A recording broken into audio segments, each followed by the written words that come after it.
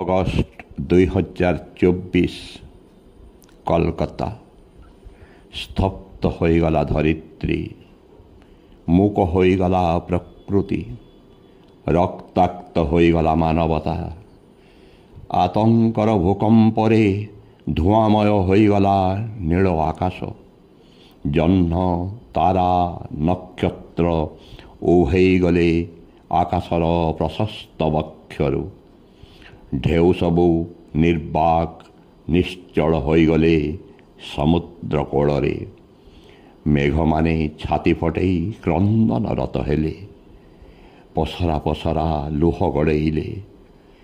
ସେ ଲୁହର ବନ୍ୟାରେ ପ୍ରଳୟର ଶୁଭାରମ୍ଭ ଓ ବିନାଶର ଆମନ୍ତ୍ରଣ ଥିଲା କୋଲକାତାର ଆର୍ଜି କୌର ହସ୍ପିଟାଲରେ। ଅଗଷ୍ଟ